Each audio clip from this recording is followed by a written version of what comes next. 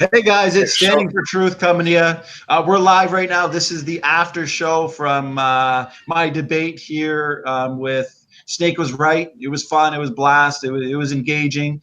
Neff, Jeremy, Snake Was Right, and looks like Outbound Man are here to join me. Why don't you guys kind of give your input, have a little back and forth. I'm going to mute myself for a minute. I got a couple things to take care of, and we'll have some fun for an hour. Go ahead.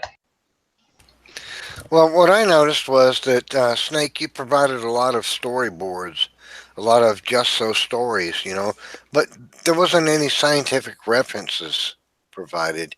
There wasn't any information that verified anything you said. It was just picture stories, and this is very common of evolutionists. Pictures supposedly prove evolution, and we know the history of evolutionists with their pictures and even their models of animals that are fraudulent, like Peltdown Man, Nebraska Man, Rhodocetus. The history of the fraudulent depictions of So things is is extensive. So I you're didn't see any supposed to bring like scientific actual evidence fossils to your coming house? from you.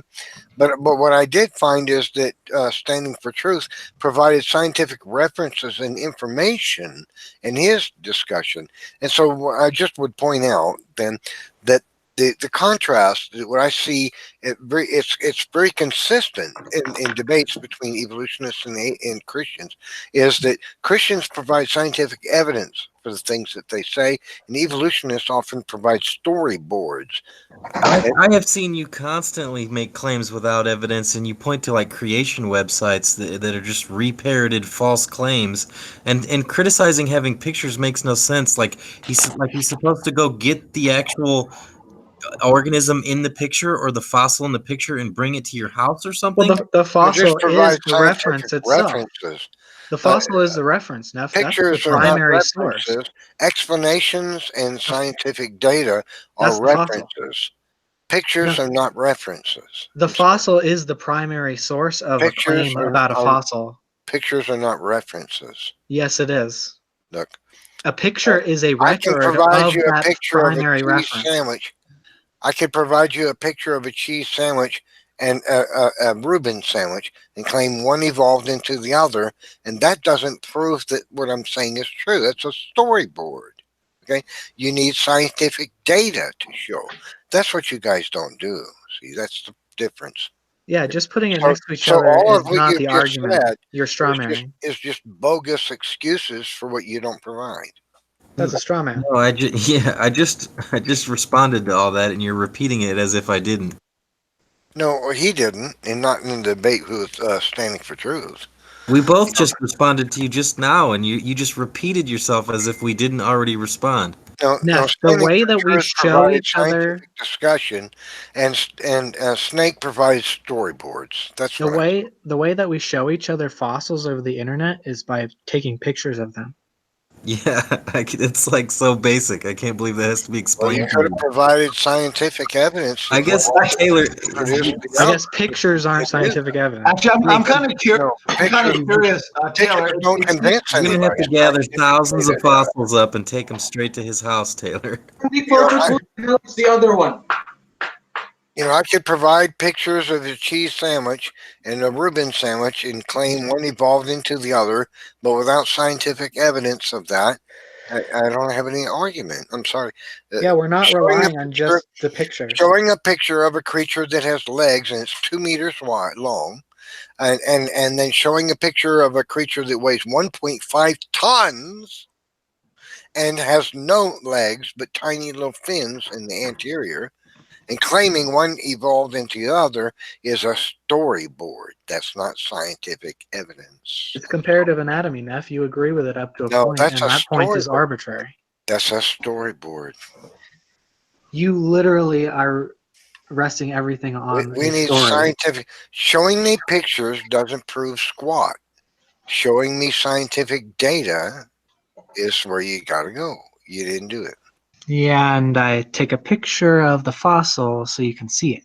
And this Get is it? one of the reasons that Standing for Truth smoked you in that debate, was because he provided scientific evidence and resources, and you provided storyboards. All right, he's on repeat now. Does anyone have a question? Well, I'm confused because like, for example, I debated a biologist. It was probably a few months ago, and in his opening, he said, fossils, bones in the dirt. It's a lot of it's based on inference. A lot of it's based on assumptions. And he's not the only one, but a lot of top level evolutionists will say that the fossil record is the last piece of evidence that they would go to. They'll say things like, we don't even need the fossil record, but it seems like that's the first thing you go to. You don't really go into detail on molecular phylogenetics, or is the fossil record, these bones found in the dirt, really what you believe is the best evidence for universal common ancestry there, Taylor? Like, what? Go ahead. The way that I look at it is that it's the thing that I keep bumping up onto. Like, when I consider your ideas and I say, maybe it makes sense this way, maybe it makes sense that way. And then at the end of that, what I bump up against is the order of the fossil record. And I can't make that square with your explanation of things. And I can only make it square with the scientific consensus. You have got to be kidding me if you say fossils are your best evidence. One of your leading evolutionary organizations. Right, that's not what I said. So, straw man, start over. Who said it? I didn't say it. You did. Who the hell is the other one? Outbound man. Who is he? Outbound. Right. I am outbound. Okay. You said it? No, you said it.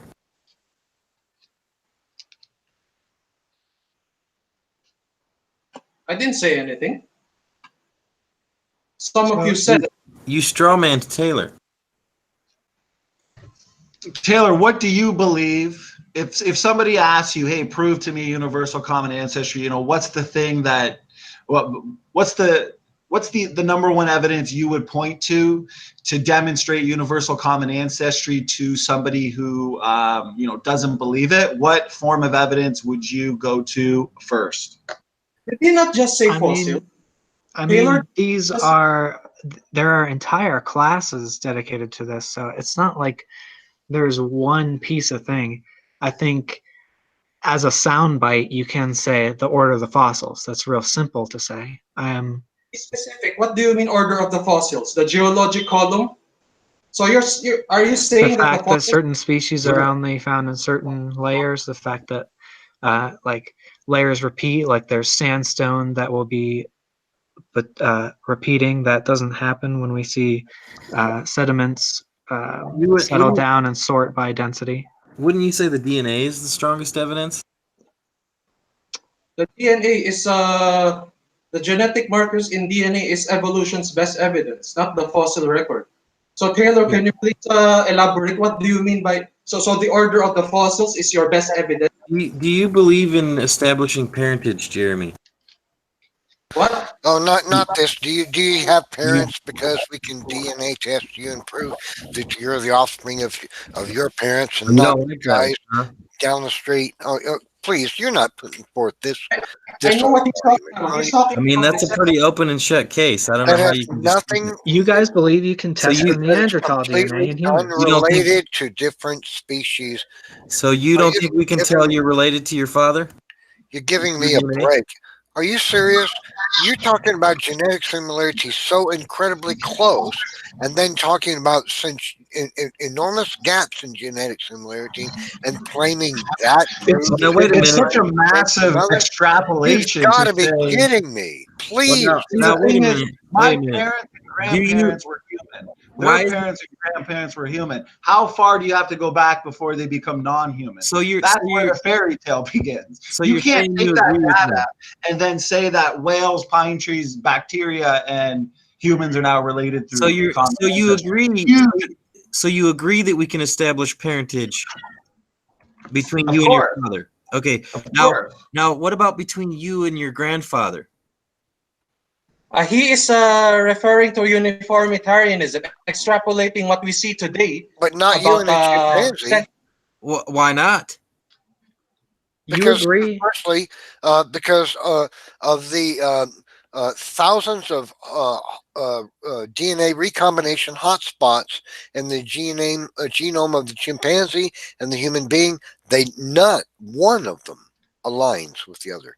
Not one. Now you know that's a lie.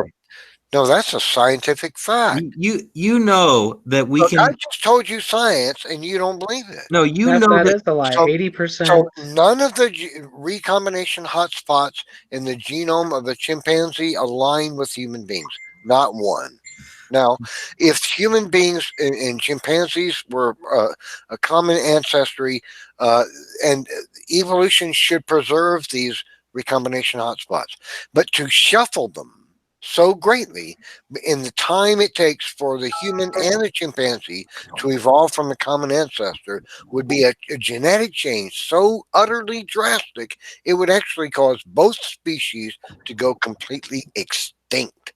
There's Cite your no way, scientific source for that there's claim. no way that either species could experience such an incredible genetic entropy and survive. It's just pseudoscience. You guys You just made look that at up. cartoons. You just made that up. Cite your Okay, so sources.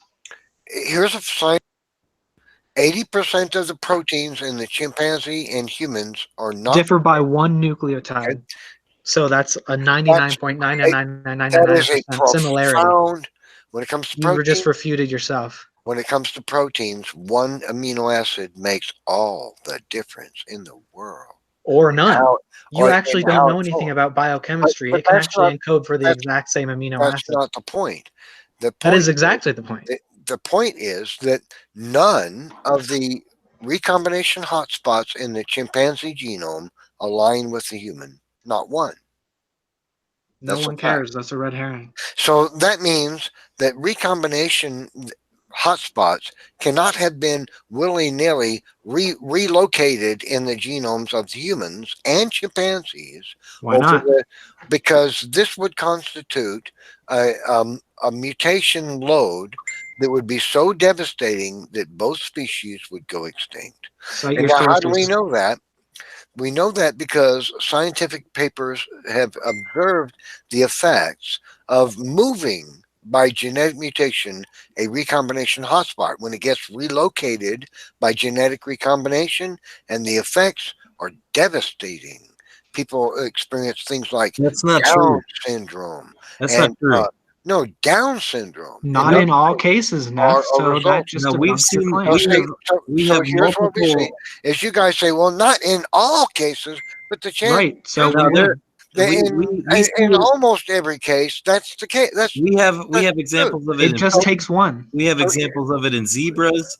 What you're saying is just plain false. and no. it's been What I'm debunked saying is multiple times. scientific fact, and what you're saying No, is it's not. you don't believe science. That's what you're saying. No, you don't believe science. No, We look, have the I'm gonna- consensus. This stuff has already been. This stuff has already been Let me ask debunked. you a question: Are you? Do you disagree with me that none of the hotspot locations in the human and chimpanzee genomes are aligned? Do you agree with that, or do you disagree? Is that how you tell similarity? I just want to know. We'll start from square one. Do you disagree, or do you acknowledge, or do you deny that none of the the DNA recombination hotspot locations in the human and chimpanzee genomes align? Do you No, it's accept irrelevant. that, You're using or this as a do you red deny herring. it? No, I just want to know if you accept that or you deny it. Is I it true or accept not true? whatever your scientific source says. I'm not sure if I. Oh, well, you do. Well, then I win. Okay, thank you. Oh yeah. Yeah. Except you can't explain you. your leap in logic. All right, we win. Yeah. All right. That's, Take over. Is that how you establish That's how we win. similarity of Because you ancestry? knew I Matt? was about to pull up a source for that. So you said, well, So I give better me a agree source. or I'll look like a goofball. No, I don't care what it is because it's irrelevant. You're using it as a red herring. I just gave you You're an saying evidence this exists, therefore I win. theory You and can't connect the ideas, Neff. Connect I, the ideas. I gave you an argument that completely refutes evolution theory. It's not an argument. You're Because just saying two things. swapping Something is around, true, therefore what? Taylor, let me explain it to you. If genetic mutation shuffled the recombination hotspot locations in the genome of human beings and chimpanzees so that they would all be completely different since the common ancestor, which was 2.4 million or so years ago, right? This would cause one grotesquely, horrifically degenerative genetic mutation after another, after another, after Cite your another, source. after another, after another. You're just invoking the mutation accumulation, which we've debunked. And there are hundreds of DNA recombination hotspot locations in the genomes. Okay. Okay, so do you want to discuss how So we get rid of mutation accumulation? scientific studies published in the medical journals show That we can just deter mutation accumulation. excuse me, that when a You're avoiding my question. that when a genetic hotspot location gets shuffled around by mutation, the result is disastrous. The organism suffers a horrible disease such as Down's syndrome. Okay, so it cannot be logically said that evolution proceeds by a procedure that would reshuffle the DNA so much that the recombination hotspot locations get swapped around so much that they're completely different between humans and chimpanzees since the common ancestor. You can have that happen within That human would mean species, that though. both chimpanzees and human beings would go extinct. So it cannot be true. You're just assuming that. It's been It's established that those hotspots can. possible for human beings to be related. It has already been established that those On hotspots this can, fact, Cite your sources, Neff. it's already been established that those hotspots can be in separate locations within one species. So I don't know how you can say that. show me a paper that shows that moving them by mutation, by random unguided mutation, doesn't produce destructive disease. You won't. Neff, most of them will produce fills the disease, medical some won't. It You fills understand what you're natural just selection going is. back to the same old thing that you use about like how denying science. That's all you always keep going back to this whole thing about mutations produce bad results, but those that's been responded to 1,000,000 times. You guys have this weird, bizarre, crazy, anti-scientific, mythological belief that random genetic mutation is a crazy design. So you ignore our response, and that makes us crazy. It's absolutely bizarre. You ignore someone's response, No scientific and that data makes us supports crazy. that. So No, you bring no something up, I tell you about that we've responded to it, and your response is to call us a My name. response is that no scientific data supports that crazy whacknut belief. If you I can provide read off dozens. show me some. Show me. Okay, loss of Show me function of scientific sarcomyces. Sure, wait a minute. Now, wait a minute. We need to. Oh, now you don't want the evidence. What we need is to understand that scientific data that shows that random genetic mutation causes structural design change. I'm not interested in immunities. That's actually an argument for intelligent design. Okay, I don't care about that. What you guys are claiming is that one kind of life with structural one kind of Have you life. ever heard of people with 6 fingers? Listen, wait a minute. One kind Body of plan is life. chemistry. Wait a minute. Wait a minute, please. One kind of life begets another kind. You guys are claiming that structural design, that is anatomical change, takes place, right? No, Christian. You would agree with that too. You would also agree with if you're that. going to say that genetic mutation does this sort of thing, you need to have scientific evidence to back it up. So where's it at? So stick with one goalpost, Neff. Which one do you want to stick with? I know he's trying to switch to something else because he lost them. Show me immunities. Show me structural design change due to mutation. Yeah, what happened to the hot spots? You're just totally dropping that one, huh? I'm not dropping anything. He's trying to pull a little bit of a gish gallop. Well, here I just want to turn things background. So we No we were evidence. talking about what the best evidence for universal common ancestry is. Taylor did point to the fossil record, sorting the layers. I think he pointed to some limestone, and then Outbound Man went to DNA. paternity tests, DNA. How about So how does radiometric dating? just wait a minute. So see, the thing is, you're going to all this circumstantial evidence. I mean, Outbound Man's at least going to DNA, going down to the molecular level to demonstrate his belief that pine trees and whales are related to common ancestry. So using paternity tests, how can you extrapolate that to mean anything more than you're related to your great great great great great grandparents? Go ahead. Same way you accept that we've discovered Neanderthal DNA in humans. Yeah, I mean, it's the same way you're matched with your father and your grandfather. I don't. What's the difference? You tell me the difference. You guys. Where's the line? I've seen you guys characterize this as some grand extrapolation. You're talking about millions of years of evolution. You would expect a grand extrapolation. That's exactly what you would expect. And we get pictures of it every few thousand years or a million years. In the chat, I provided one of numerous sources. This state the genetic hotspot recombination locations in the human genome.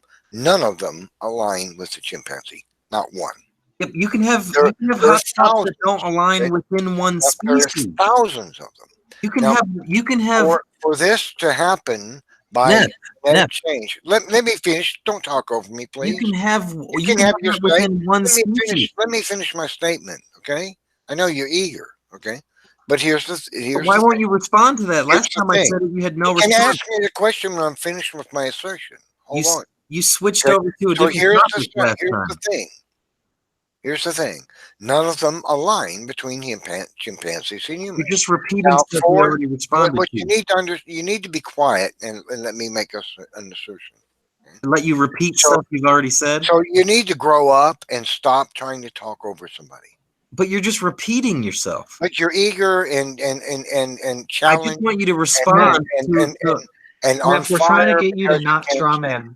So what you need to do is be quiet and let me finish my assertion. Then you can respond. Yeah, you're going backwards. So you need to grow up and allow somebody to make an assertion so you can respond to it. Just let him make a straw man. So you're not acting maturely. You need to be quiet. You have already responded to it. You need to you need to be quiet and allow somebody to make an assertion. We did allow you to make it. And this is not debate. This is 3-year-old. I don't believe you, and I'm going to throw my toys around the room. That's what let him make the straw man, and then that's exactly what you're doing. You need to be quiet. You're repeating the same thing we've already responded acting like a child. Be quiet. You are. You're saying we won't let you when we've already let you. If you don't let somebody speak, how can you? We did let you. We let you say it the first time. Let somebody speak. How can you be considered to be having anything true to say? You're repeating the same thing again. You're not allowing somebody to speak because you don't have the guts. Anybody watching this can tell that you're repeating the same thing that you said. Just let him pick. Do you want to stay with this, or do you want structural design changes? This guy needs to be kicked out. If you can't allow somebody to speak. Whenever you get caught up on something, if you can't allow somebody to speak, are you so threatened and scared that you can't allow somebody to speak? Why are you scared? This is what we'll do. We'll silence this guy long enough to allow me to make an assertion. To say the same thing again. Assertion. Because this guy is. Okay, what we'll do is we're going to allow Neff.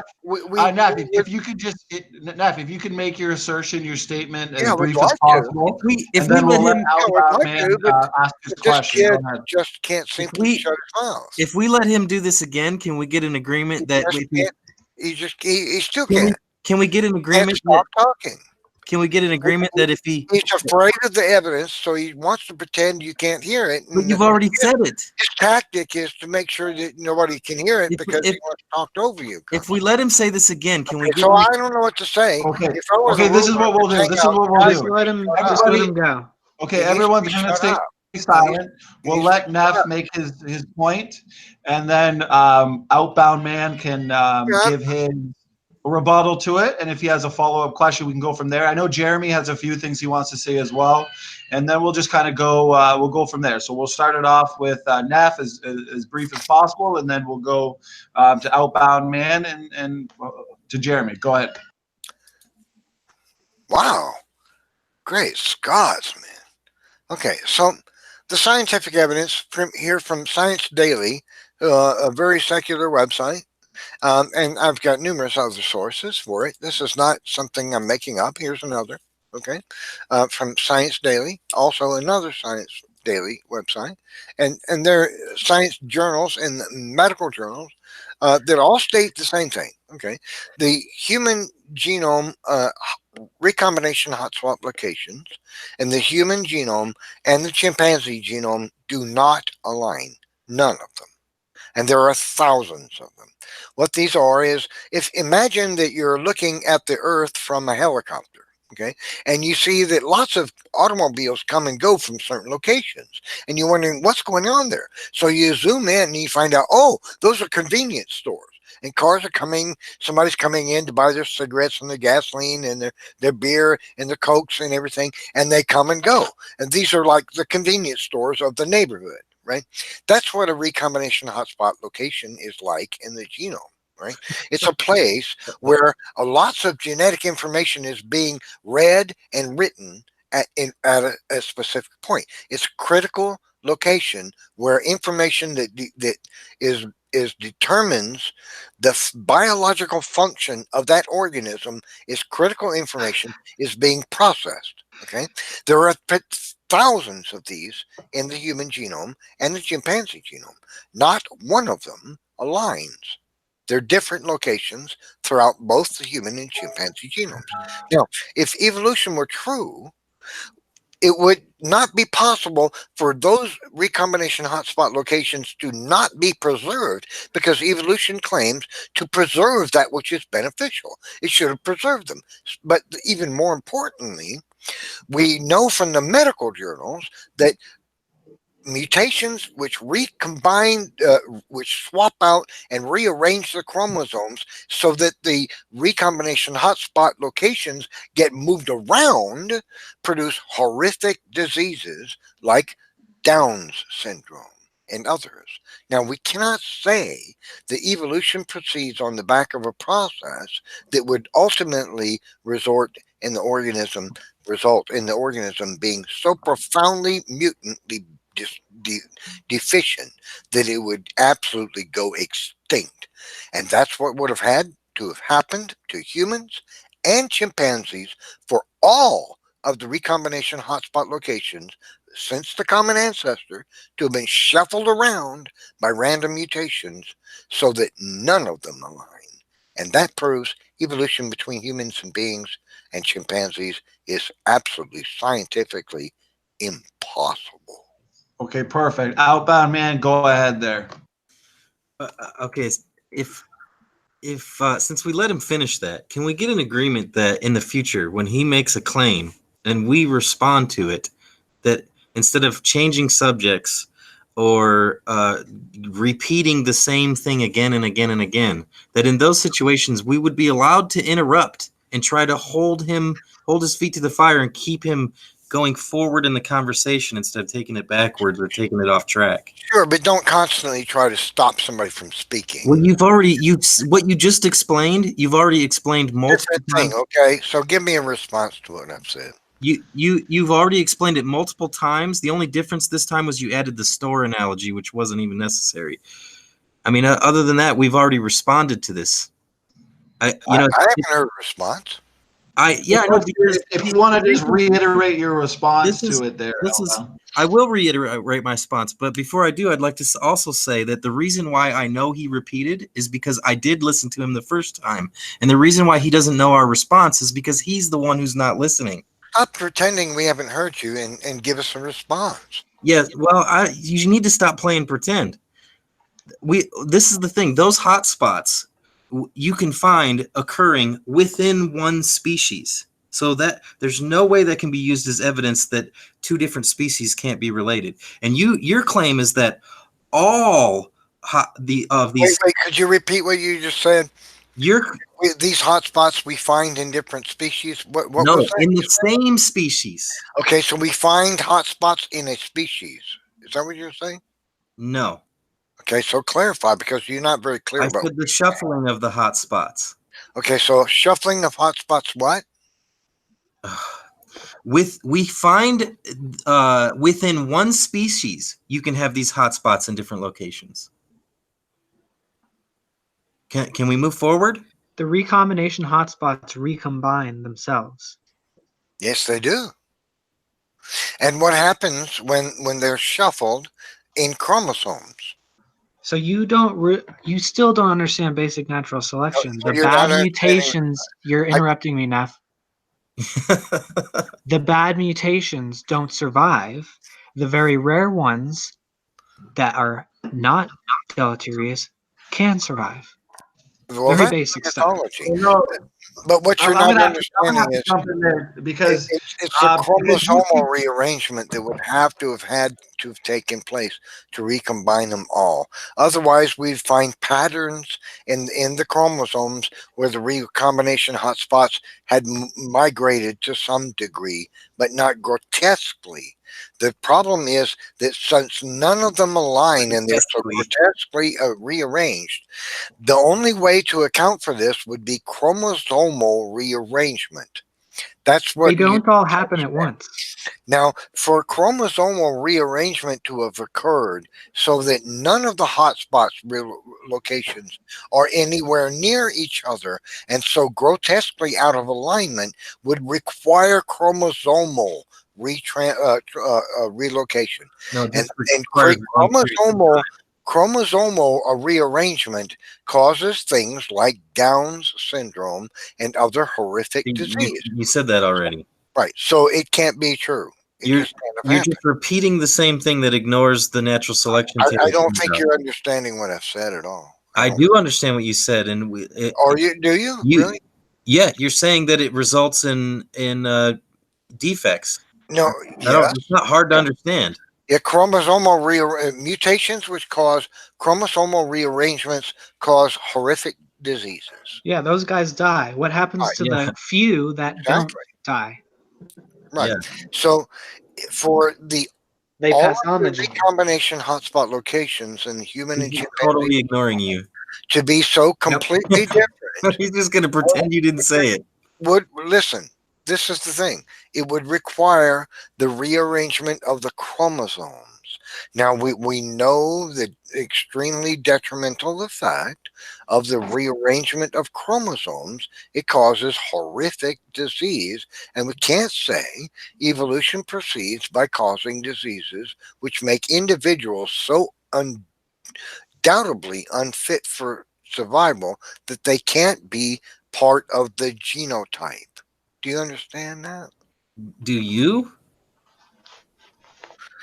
So the recombination hotspot locations of humans and chimpanzees being so grotesquely different proves that chromosomal recombination would have had to have happened countless times to rearrange them. Because in a human, you've got this recombination hotspot over millions of years. 53 over Wait, here. You're also. But hold on. But in the chimpanzee, it's way over. You said that already. You're also. I think you're. The problem is that to get that to happen would require chromosomal translocation. You're also forgetting that we didn't. That would cause defects. You're saying the same thing again. That it's impossible for humans and chimpanzees to be related. You're saying the same thing again. So prove me wrong. Listen, you're forgetting what Taylor said about the fact that they're not all going to lead to defects, only most of them, and natural selection weeds them out. And not to mention the fact that we didn't descend from modern day chimpanzees. Chimpanzees and humans have a common ancestor. So there would be a common ancestor that would have hotspots that would be more closely, would be more closely aligned to both of us. That's completely unrelated. You don't actually believe that no, it's not. creationists believe that humans came from chimpanzees. That is an explanation, a theory. Do you actually believe that creationists believe that humans came from chimpanzees? Some that's do. the way you're describing it. Oh my goodness! You just said yourself. Nobody we're believes so that. grotesquely far away from them Nobody believes that. that we I couldn't. said from a common ancestor. You're not even listening to what I said. You're not listening to what we're saying. No creationist believes that humans came from chimpanzees. You dolt. You're the one who's. You're the one who is unbelievable. That. You're the one who's acting like we should be exactly matched with chimpanzees for some reason. No, that doesn't make any sense. You're refusing to understand. You're pretending not to understand what there should be some distance between the evolutionists do this all the time. They pretend not to understand what. If you actually understand evolution and the DNA, you would expect those distances of those. No, we wouldn't. Yes, you would. Because, as I said, to get them would require chromosomal translocation. Do you know what that means? Translocation? No, it doesn't. Do you know what chromosomal translocation means? Okay, that means no, it doesn't. It requires long periods. Do you know what chromosomal translocation is? Long periods of time, not translocation. Well, no, it would require. That's not the only recombination event, Neff. It would require chromosomal translocation to get them to be so utterly scrambled as they are. Would require that the chromosomes themselves not utterly scrambled. Some of the cases. I can't speak unless you guys talk over me. You guys are children. You're not letting us respond. You know, you don't have any argument. Your argument is to talk over. You had no problem interrupting Taylor, and now you're complaining about it yourself. You're the child. You're the one who, when you take someone else's toy, it's fine, but when they take yours, you cry about it. You're desperate to. You had no problem interrupting Taylor a second ago, and now you're crying about it. You're the kid. You're desperate to protect your weirdo evolution ideas, and so. And now you're going to call it names. Over me again. You made a claim. Now we need to respond. You claimed it requires chromosomal translocation. Let us respond. So you're desperate to protect your weirdo evolution ideas, and this is why you can't let a Christian. We just want to respond to more your than claim. 15 seconds, 10 seconds without being interrupted, because you don't have you're not capable of having an intellectual conversation about something. You're just desperate to talk over somebody. You just want to respond to your claim. Is that what it means when you interrupt Taylor? You don't like that, do you? Well, the whole time I've been in here, it's been nothing but you guys constantly trying to talk over me. We don't really have these issues with other people, Neff. Yeah, I know, because I provide better arguments than 99% of the Christian apologetics. Well, you just ignore. All right, so can we address the claim? Okay, so what we're gonna do is we're gonna allow Taylor to address the argument there. Go ahead. So I don't know why you're saying it requires chromosomal translocation. Some of the differences may be chromosomal translocations, but that is not the only recombination event that happens. Nobody said it was the only kind. But to get what we've got, who said what? Chimpanzees would require chromosomal translocations. So no, it doesn't. That can't be. Well, you say so, but could I explain? So no. The problem is that chromosomal translocation causes tremendously destructive disease. Not necessarily. Based on your own logic, you're interrupting Taylor because you are not intellectually. And you can't say that evolution proceeds by a procedure. You don't want him to finish. I didn't get a full minute. By your own logic, you don't want him to finish explaining because you know your arguments fail. You can't say evolution proceeds by your own logic. You know your arguments fail. Okay, I'm out of here. I didn't get my full minute. You are interrupting Taylor. Look, I'm done. I've won the debate. Of course you are. Neff, you interrupted my minute. Let me just say my thing and I'll be gone. Okay. By your own you interrupted my minute. Yeah, now he feels like he gets an extra time after he stole your time. Look, now he feels like he can just go, I'm going to say a final thing and leave and just take over the end of my time here. You are acting like the child. You are. Let me explain Let something him to you. finish.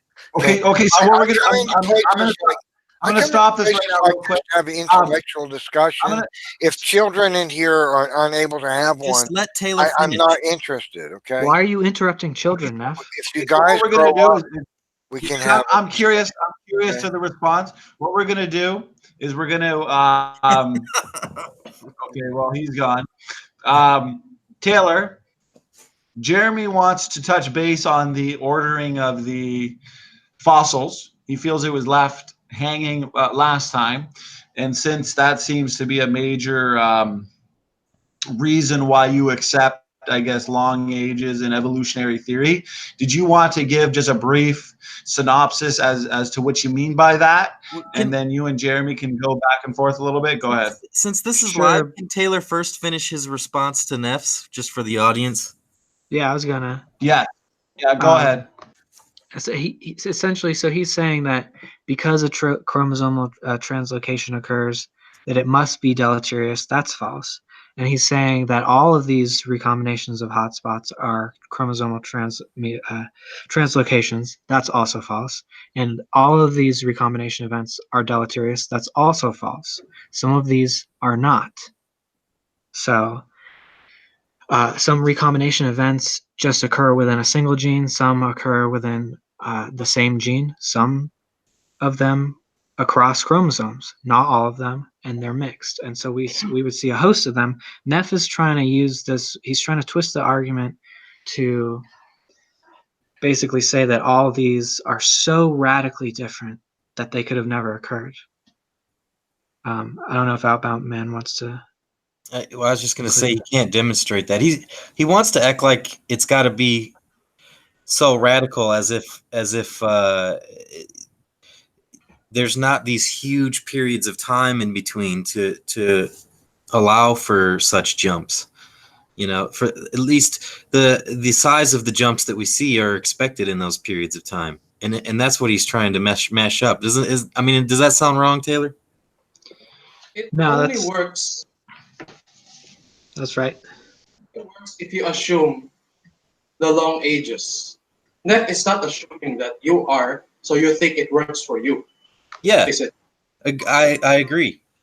Oh, see, But if you already had that assumption, correct? We don't assume Yeah. it. We radiometrically date it. I mean, Radiometric dating. there's a basis for that assumption, but after you establish the age and the long timelines, then you take that since it's already established, you take that assumption into the next Test. Yeah, then well, I was trying to think of it as in a logical order. The next I can't think of the word, but you know what I mean. But this is the thing, right? Like, he's trying to debunk the theory of evolution, which incorporates these long periods of time. You can't assume the short periods in debunking a theory that establishes long periods. It's a straw man. Yeah, he's acting like our argument falls apart as if it includes the short times when our argument doesn't include the short times. So Taylor said radiometric dating supports it, correct? Yeah. There's like 20 dating methods that support it. Yes, but don't you know that those dating methods all have assumptions? Can you do it without any assumptions? I wouldn't say they have any assumptions, no. Starting conditions, for example. I don't believe that's true, no. Because it's an assumption on the same level as you're assuming that you exist. It's very well established. So yeah, I can see the chemistry. It's an assumption still. You see How much chemistry have you taken? Like, what's your level of understanding? If you see these isotopes decaying like that, when do we start the countdown, right? When the igneous rock is formed and it crystallizes, that's when we can tell. That's when the countdown starts. No, I mean rocks that we don't observe. When does the countdown start? And are we sure that there are no contaminations? How can we know if they're contaminated or not? Isochron, can we use the isochron method on this? Familiar with the isochron, Taylor? Sounds familiar, but I don't know. Never mind. But the fact here is, if I'm an evolutionist, when I look at radiometric dating, I will have to make certain assumptions, educated guesses. Good guess, educated guesses, but still guesses. There are windows of errors involved with those assumptions. It's based on a known decay rate of what down to the single particle. But why do you assume a constant decay rate? Are you sure the decay rates are constant? What we see today are what also the decay rates in the past? What if an asteroid hit the Earth, okay, and then contaminated these rocks, accelerating their decay rates? What if? Or a volcano erupts, okay, and affects the decay rates of the rocks, right? So we are not sure. If I'm an evolutionist, I will be comfortable with these assumptions. I will say, yes, these are powerful evidence of evolution of long ages. But still, there is a window for error there. That is something I have to acknowledge. And you're adding the assumption if you're going to assume that it changes, because what we observe is every time we see the same element has the same decay rate. yes, but what makes you so sure that it's also the same decay rate in the past? There's no reason. You need to provide a reason to believe otherwise. I already did. An asteroid impact, for example, contaminating the rocks, or a massive volcanic activity worldwide. How is a volcano or a comet supposed to irradiate something to the point where it accelerates the decay of uranium? Wait.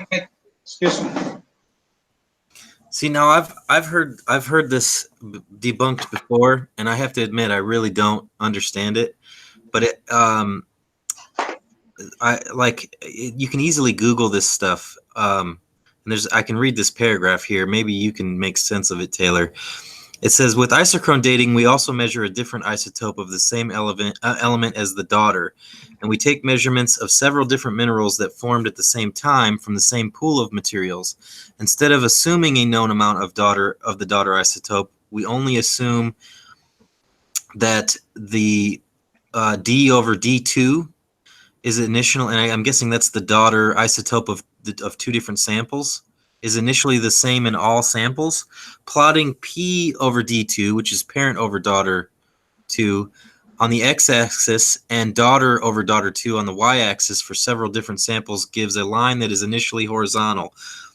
Over time, as P decays to D, the line remains straight, but its slope increases. The age of the sample can be calculated from the slope, and the initial concentration of the daughter element D is given by where the line meets the y-axis. If D over D2 is not initially the same in all samples, the data points tend to scatter on the isochrone diagram rather than falling on a straight line.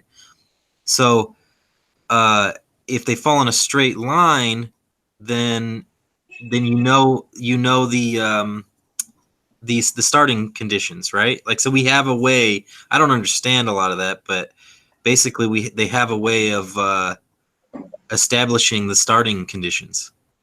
Basically, the isochrone method is several dating methods revealing the same result using several dating methods.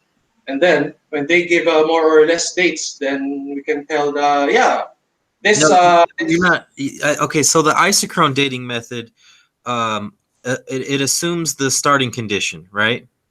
But what they say, it doesn't actually. That's the advantage. Well, it says it like if you have one sample, you would have to assume the starting condition. But when you have multiple samples and you compare this XY axis of the P over D2, that part I don't understand. But apparently, when you compare that, if they fall on a straight line, then you know the starting conditions. If they don't fall on a straight line, then the starting conditions are questionable. Is that right? Yeah, like I said. When they more or less reveal the same date, then yes, we could assume the starting condition is correct. I know what you're talking about. Okay, so then you agree I'm that not- the dating method works. I'm not saying that. Sorry. So you agree that the dating method works then? Yes, but not. There are still window of error. Well, yeah, but that's why we have multiple dating methods.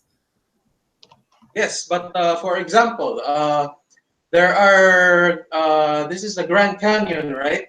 There are rocks. For example, I forgot the details of these. There are rocks down here that are supposed to be older, but the isochron method, that's used in the isochron method, by the way. There are rocks down here. I forgot which layer. There are 6 mega sequence of rock layers, correct? There's a rock layer down here which is supposed to be older than the rock layer above, several rock layers above, but but instead it's different. The the the rock the rock the rock layer up there is sorry for my English. The rock layer up there turns in this isochron method turns out to be older. Let me find it for you. Hang on. You guys talk. Yeah, but there could be a natural explanation for that. I'm not familiar with that sample. And there's also I don't sorry, see yes. how that just because something might get shifted on top of the other, one on top of the other, doesn't mean the dating methods are wrong. No, I just mean that the window, because sometimes the dates given, the resulting dates vary a lot. It's not just 100 million years like that. It's a billion years sometimes. Look at how you date the moon. Some dating methods Do you reveal think, it by do you think that the chemists and geologists haven't thought of these concerns? I know, right? yeah, of course they did. That is why they invented the isochron method. Right, Taylor? You said you don't know the isochron. So because they thought about the initial condition thing, they invented the isochron method. Well, But the isochron, he's saying that this thing with the stuff that's layered wrong in the Grand Canyon. He's saying, don't you think that they've probably already considered what you're saying? this Grand Canyon thing, I'm not sure if they did or did not.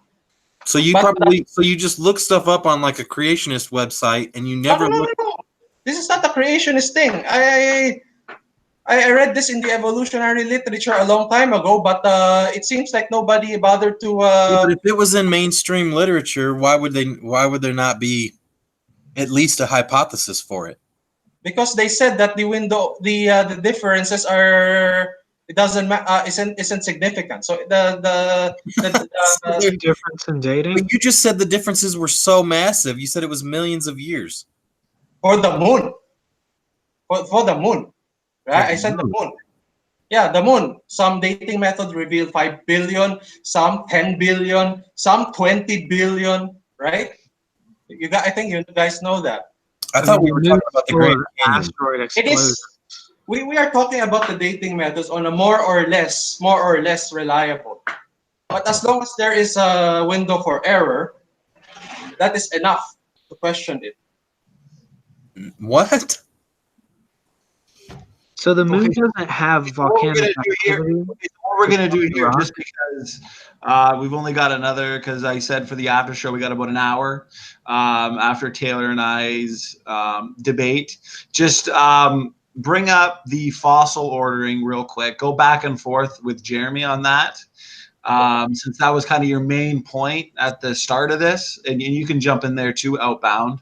Probably for another 10 minutes, and then I'm going to have to shut her down for the night, but we can resume this maybe even tomorrow night or Monday. So go ahead. Taylor, did you say that the ordering of the fossils is the best evidence? I said it's pretty strong evidence. For me, it's one of the Top things three? that is convincing to me, because I mean, I objectively think that that the comparative anatomy is probably stronger evidence. But what I was trying to describe earlier is that for me, every time I question whether evolution is true, I always bump up against fossil layers, and I can't explain that in my mind. So that's why it's a easy creation slayer, in my opinion. But you do understand, Taylor, that these rock layers, all of them, I mean all of them, have ripple marks. Do you know that And all of so, them have ripple marks? and so, So it means they were deposited by water, all of them. Ripple not marks. all of them. There's not constant ripple marks everywhere. There's also cross beds. It's not only ripple marks, there are also cross beds. There were rivers back then, and a lot What? of it was sedimentation from rivers and bodies of water. Huh? A lot of the layers are sedimentation from rivers and bodies of water. But you think that it sorted everything by type and was also solidified into rock within what, months? By type? Do are you saying that I think they were sorted by type? What do you mean type? I don't So, believe. if you ever look at the floods and tsunamis that actually occur, things don't get sorted in layers. They get all mixed up in a solution. And that would be like expecting a tsunami to deposit layers that were organized by the garage items, and then living room items above that, and then kitchen items above that, and bathroom items above that, bedroom items above that, and all in separate hundreds feet thick solid rock forming in a matter of weeks. But don't you see the geologic column can also be reinterpreted in a different way? That we could also look at it by ecosystem. No, By because we see every ecosystem in each layer. oh, that's right. That's my point. Because the flood model also predicted that these animals will be buried by ecosystems as the flood waters rose, starting from the oceans. No, he wasn't. Yes. He wasn't agreeing with you. He was saying when you look within one layer, you see all of the ecosystems in one layer. Then when you move to another layer, you see all of them again in the one layer Yeah, again. there's no marine layer or terrestrial layer. Yeah, What about the Cambrian layer? There are marine over there. and plants. Oh, so because there are shallow marine creatures, there are And plants that's, also. but that's only found in the bottom So where all of the oldest rock is. where the oldest rock is. The flood started And then, in the and ocean. then you see marine creatures throughout every layer. Wait, Taylor, I already explained this to you in our last video. The flood started in the oceans. That is why marine creatures will be buried first. But why And do then you also have marine creatures in upper layers? That are because separated by species. because the flood started in the oceans, and then as the layers progressed, there are still tsunamis from the oceans carrying these marine creatures to the other layers. But It you is said that the they were burden. supposed to be in the bottom layer. So that would carry terrestrial creatures to every layer just as well. It would just mix everything up. No, it won't, because sharks, for example, are heavier than those shallow marine creatures, so they will be buried next. Sharks? For example,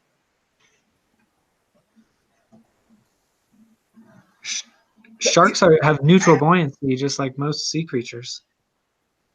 shallow marine creatures, right? First, and then there are these what do you call that?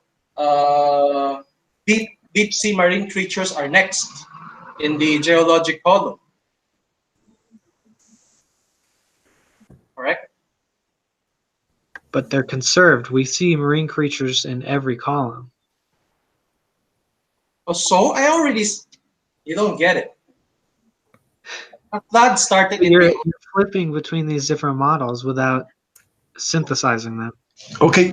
So what we're going to do here, Jeremy, take some brief time, explain your position, and then we'll go right back to Taylor, who's going to give him his objections to your position, and then go from there. I think that'll make it more understandable than.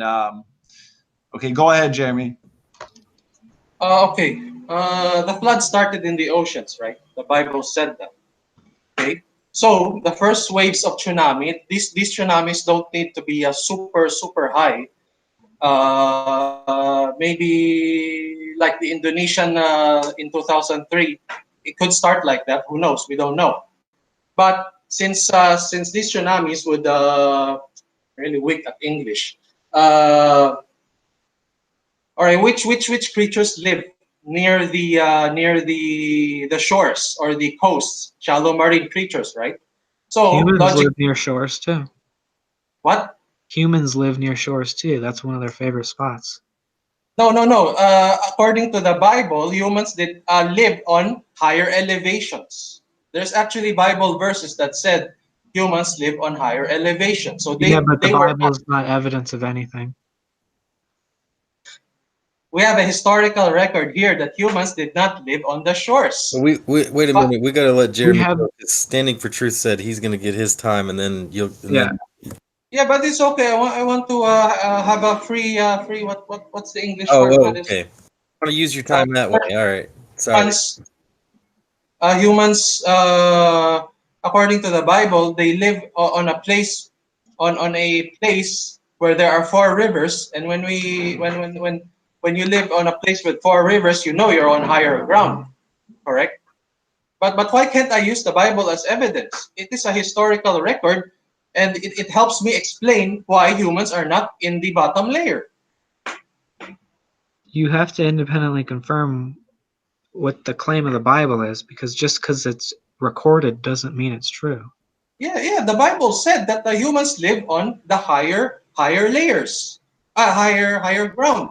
So if Well, Taylor, obviously, if we're building our model based on the assumption that Genesis is true and Genesis is telling us that humans lived on a higher elevation, and that's consistent with the actual data, let's confront the data based on his model, because then we're a human, Bible said humans on higher ground, right?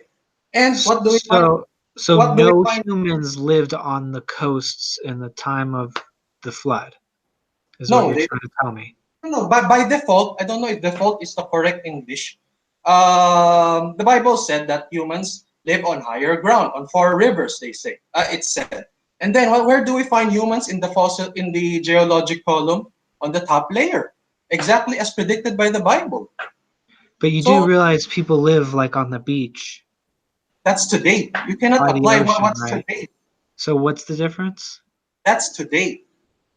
Okay, that was the pre-flood world was different. We don't know So you have to make because an the assumption Bible, that no one lived by the beach, and you have to make an assumption that no mammals lived by the beach. And you're saying that the layers sort by environment, but then you say marine environments are expected in every level. You just flip-flopping everywhere. of course, marine fossils are expected to be at every level because But the you say flood it sorts by environment. for the other creatures like dinosaurs by ecosystems, by reptiles, and then those things, and then those sharks, and then those shallow marine creatures. Those But were all by marine creatures can swim. what? All marine creatures can swim. So why are they behaving differently? What? What? Why are they being sorted differently? Oh man.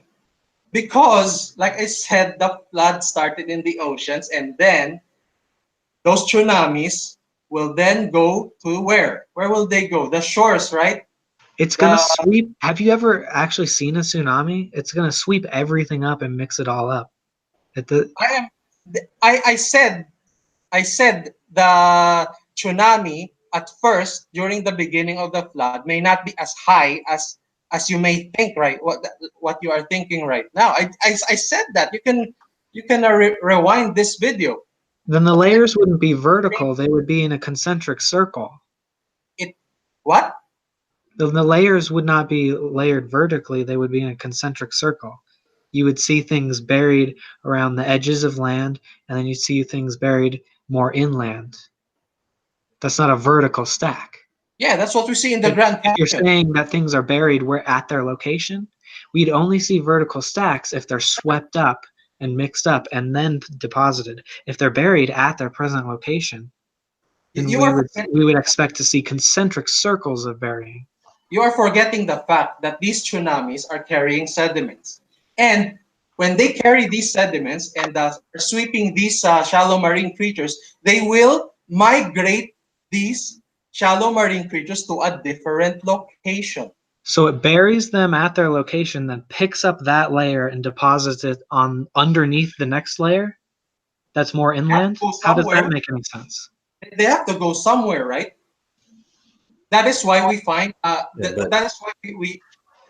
That is why we find. underneath a layer. Look at the Grand Canyon. We find almost every. That is why the Grand Canyon is gold to geologists, because the rocks are exposed. We see the marine creatures there, and then the land creatures at the Grand Staircase, Grand Canyon marine creatures, Grand Staircase. Those dinosaur fossils, right? Because the sediments would transport them to a particular location. That, don't you get it, Taylor? No, because if they're buried under sediment, it would be where they're hanging out at. Or are you saying that they're swept up by the flood? Or are they buried by the flood? Depends. The geologic column is not perfect everywhere. There are some missing layers and so on. I think you know that already. But if they're some buried layers, by the flood, then that means that they're buried at their location, which means that you would have to pick up that layer of loose sediment that hasn't had time to become a rock yet, and you have to place it underneath the more inland layers somehow. with the By correct flooding. mixture, with the correct without disturbing the layers. with the correct mixture of ingredients, these sedimentary rocks can harden quickly. Don't you know that? How quickly? I don't know, less than a year maybe. Cement, for example, it hardens quickly, right? So the floodwaters somehow knew what was inside of these solidifying layers and then retroactively stacked them on top of each other? It transports them to a location first, and then the next waves will transport the next ecosystem. And because may I address the marine the entire geologic column has marine creatures first. Because the flood started in the oceans, and we're talking about tsunamis here, tsunamis there, tsunamis here, tsunamis there. It doesn't. All from the oceans. Wait a That minute. is why. Why don't we see layer- trilobites in upper layers then? Yeah, it doesn't just have marine creatures first. It has a specific set of marine creatures first. Yeah. I said that- we're And then changing. there's marine creatures in every layer after that. They're different species. Yes, because they were buried by ecosystem, and then the sediments transported them to a particular location. I think Taylor does not understand that the geologic column is not perfect. There are missing layers from one area to another. The only real perfect example of the geologic column, I mean everything everything from marine creatures to dinosaurs and humans is the Grand Canyon. And of course, I don't think that's true. I've heard about other locations that have the same thing. Actually, I wish I could. Not as perfectly as the Grand Canyon. The canyon is perfect. The Grand Staircase, the dinosaurs are there and humans, and Grand Canyon are the marine creatures. Where are the mammals? In the Grand Staircase. We know Grand that Staircase, London. Sorry, Taylor. I just googled it. There's the entire geologic column can also be found at a location in North Dakota. That's just a quick. I've heard about other locations too. There's more. It's a more or less, but the most perfect part is really the Grand Canyon. You can ask any geologist about that. The best way to look for the geologic columns. I think the only reason it's more perfect there is because they don't have to do any digging. They can just see it already exposed. Yeah, that's why other rock layers we have. Yeah, that doesn't mean that there's not perfect examples elsewhere. But I need to address Taylor's all layers have marine fossils thing. Of course, the flood started in the oceans, and then what is the primary mechanism for depositing these ecosystems, these layers? It is the floodwaters, right? Of course, there will still be marine fossils up to the end stages of the flood that are right. Flood waters is not a mechanism. What behavior of the flood waters is a mechanism that results in sorting? Are you telling me about the density here? I am not talking about the density, Taylor. I'm asking you what the mechanism is. I still Just want to know saying about the. flood water is not a mechanism. I still want to know. Tsunamis. What do you mean mechanism? I still want to know Why about. why How are we it sure? works. How Why are we sure? Sorry. I still want to know about how the like the trilobites and such for on the bottom layer, that in locations like say mountain ranges that according to our theory were used to be underwater and now have raised up out of the water. Like by your theory with this flood, you're saying that they were picked up out of the ocean, carried over to this mountain, and then put underneath everything on that mountain. Yes, because during the later stages of the flood, of course, when the first shallow marine creatures were buried, okay, are we 100% sure that everything, all the trilobites 100% have been buried in the first layer already? Are we 100% sure? It's a more or less. We're talking about more or less here. So some of them No, will it's not not have more or been less. They're always in that one layer. What do you? I mean that you don't find trilobites in a higher layer. Yeah. You just Always. said there are trilobites on the mountains. Did you not? Yeah, but the lower layers are exposed. yeah, the mountains also have that bottom layer because those mountains used to not be mountains. Back during the time of the trilobites, they were those mountains were down under the ocean. Yes, So yes. Thank you. I understand that. According to our flood model, the mountains rose because you're assuming uniformitarianism, correct? And I don't blame you for that. It's okay. Because in our model that for example the layers are deposited right in this mountain here. No mountain yet because in our model there were no mountains yet before the flood. Okay, mountains only rose after the flood due to catastrophic plate tectonics, which I have no time to explain here.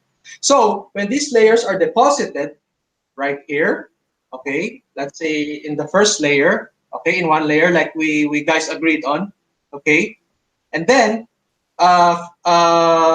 geologic processes from the catastrophic plate tectonics of the flood would uplift these layers, okay, and when you uplift this layer, not layers, layer, okay, then you will find these trilobites on a higher location because of the uplift.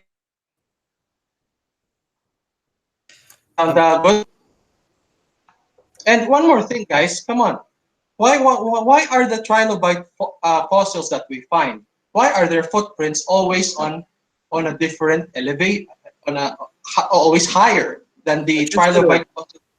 I just did a quick Google, and according to Deuteronomy and Genesis, both mountains, according to the Bible, there were mountains before the flood. Yeah, do you know which mountains are pre-flood and which mountains are post-flood? Hills, only hills. There were only hills before the flood. No, it says mountains. Oh, so humans living in high places, it was just a small hill? Is that what you're saying? Oh no, higher elevation. So a hill? You're saying there were no real mountains, so higher Think elevations are just hills? of it as a plateau, a very don't we find for example today that only certain creatures live in certain places? Don't we find that? I mean, do you think dinosaurs and flying pterosaurs aren't capable of moving to higher ground? Yes, of course. But they had they They're don't not have capable of it, but chickens and cows are. Where are they in the lower layers? the chickens and cows are also in the plateau with humans. The Only? cannot think conventionally here. We have to think outside the box here. We don't know what the pre-flood world looks like, so we can only infer. And I admit, I am inferring. We Okay. know there's So, wild ancestors to cows. sorry. We know that there's wild ancestors to cows that live away from humans. Wild. Sorry, I am not following. What wild ancestors to cows? Mm-hmm. What do you mean? Like the aurochs, it's a cow, I forgot what the a aurochs wild is. cow. So And what's your point? What's the point? I forgot about the aurochs thing. What's your point? and wildebeest are pretty close. To the dinosaur? No, to cows. Oh, so The what's point your is that domesticated animals are also found in the wild in like non-domesticated form, but you guys admit that a cow is a cow, a dog is a dog, even if it's domesticated. A cat is a so where, cat, whether it's a lion or a domesticated cat.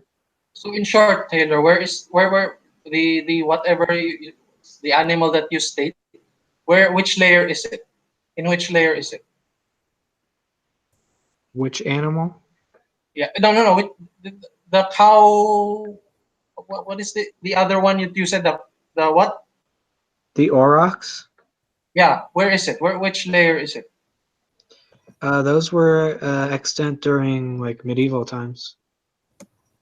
So they're on the top layer, correct? Uh-huh. Oh, so what's the problem there? So they're wild, so they would be wandering around away from humans. Oh, so if they're on the same elevation, if they're on the same elevation, they can also be on a different location, far apart. What's the problem there? Modern animals wander around in all different locations. There are no modern day animals in the bottom layers, which you claim would be near the shores, but there are modern animals that live on the shores today. Today, okay. Like I said, we don't know what the pre-flood world looks like. You But cannot you claim you to know cannot all this extrapolate, other stuff about it. you cannot extrapolate what you see today and apply it into the past.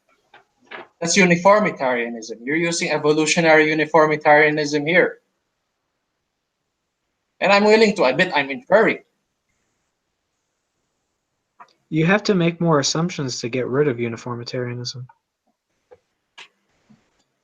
Like, Well, for example, Newton's first law, a thing will keep moving unless it's stopped.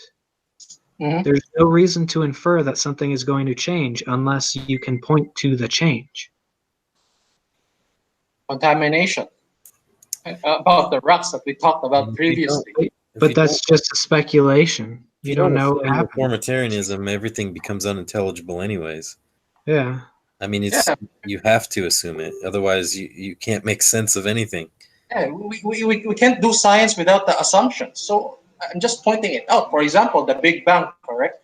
Uh, Yeah, I mean, you you don't. assume based on It's not just that you assume it though. There's so much more than that. It, yeah, there are testable predictions. I know. you like like rejecting it disproves itself, so it's necessarily absolute.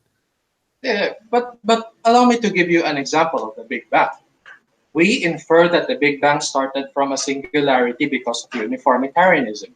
We see the universe expand, so when we trace back that expansion, we can trace it back to a point, correct? So that is uniformitarianism. But what if the universe, okay, I'm assuming God created the universe with some size and then let it expand from that size. See, there are ways. So manatees live in shallow water, so why don't we see manatees in the supposed shallow water layers? Did we not tackle this already? The Bible already said humans live on higher ground. Manatees. Huh? Do you know what a manatee is? I forgot. Tell me. It's a sea cow, basically. Big fat whale looking thing. Oh. Look it up. Where are they located? I'll show you a picture. He said they're in shallow waters. Oh, Mhm. yo. So no surprise that they're in the first few layers, correct? No, they I don't aren't. see. These are They're manatees. modern animals that are only found in the top layers. I thought you said they were from the sea. They are. They live in shallow waters, but we don't see what your model would predict, which is them in the shallow water layers, which you think are shallow water layers. I already explained that. I said not everything will be picked up. It's a more or less. You pick most of them, okay, and deposit them in a certain location, but you don't pick them all up. The tsunami is not the tsunami don't work in magics that you would. So that seems inconsistent to me. Like you're Sounds just magic. saying Yeah, it why works would it- here, but not when I don't want it to. Did it pick up the dinosaurs? Or dinosaur in one. I mean, because the dinosaurs would be much heavier than a manatee. Yeah, but the dinosaurs are already on land. They are not on the sea. Yeah, but don't they have to be picked up in order to end up The underneath? dinosaurs are in the human layer. Sorry, the human layer. The human. Yeah, but don't you have to What pick up about the dinosaurs? dinosaurs? Don't you have to pick up the dinosaurs in order to get all that sea life in the what are they called underneath them? The What do you mean pick up the what are they dinosaur? called, Taylor? I forgot the name of them already. I'm confused. The So early what? the early sea life is under the dinosaurs. So the dinosaurs Yes. would have to get picked up to get the early sea life underneath them. But the manatees, who are heavier than that sea life but lighter than the dinosaurs, somehow get missed. It is a more or less. Like I said, the tsunamis are not magic that it can pick Well, it seems like everything. it would have to be magic to do that. There's no Well, there's no tsunamis can pick there. up cars. I mean, how could it miss Wait. how could it miss Where is the absolute- what? See what again? Where is it again? missing picking up thousands and thousands of the early sea life, thousands and thousands of dinosaurs, but missing every single manatee on the planet seems like magic to me. Hmm. So there are whatever in the dinosaur layer. No, Sea they're cow. underneath the dinosaur. You would have to pick up the dinosaurs to stick them underneath the dinosaurs. You'd have to pick up the sea life from the ocean and pick up the dinosaurs, stick the sea life under the dinosaurs, and somehow totally miss all the manatees. But in the Grand Canyon, we do find an entire Yeah, population of nautiloids only in one layer. So, because it depends, maybe they live in a different parts of the ocean. Why not? Are we assuming they all live together in one place? That is not a very good assumption, right? Well, There there are are nautiloid population in the Grand Canyon, somewhere in the lower layers, and then they're devoid of other shallow marine creatures too. So geologists have assumed that these nautiloids live on a different location from the other shallow marine creatures. So I don't understand the problem here. but But we're only seeing yes, a specific type in a specific place. But we do actually see communities of sea creatures who live together in the same location. Yeah. And then in each layer we see sea creatures and terrestrial creatures. Oh, what's the problem there? Except for the very earliest layers. Oh, what's the problem? Can you please point me the problem, Taylor? Well, I mean, It's with not the creationist model, you would expect to see a lot more mixing Yeah. and less conformity between the species in each layer. well, I would agree that we might expect more mixing, but we have no idea how the pre-flood world looks like. Okay, for example, a tidal wave suddenly hits Manila. I live in Manila, Philippines. Okay, that's why my English is not so good. a tidal wave hits the city of Manila. Okay. What would you expect to be fossilized, Taylor? When a tsunami with sediments hits Manila, what would you expect? What would We you? don't see fossils from tsunamis. Huh? I wouldn't expect any fossils, and I certainly wouldn't expect vertical layers. I don't hear your answering question. But you're not. Ask again then. Oh, never mind. Let's just move away from that. Do you want to talk about like radiometric dating? We already did. I got something I can ask you. So guys, I'm gonna step in here. I think that would actually be a good place to end it there, since we kind of covered that in great detail. It's been fun. I'm down to do this again in the next few days. Maybe Outbound Man and myself can have a nice back and forth on modern day debate within the next little while. But guys, thanks for joining in on the after show. Hope everybody enjoyed Taylor and I our debate. Until we meet again, guys, everybody have a good night. Yeah, thanks.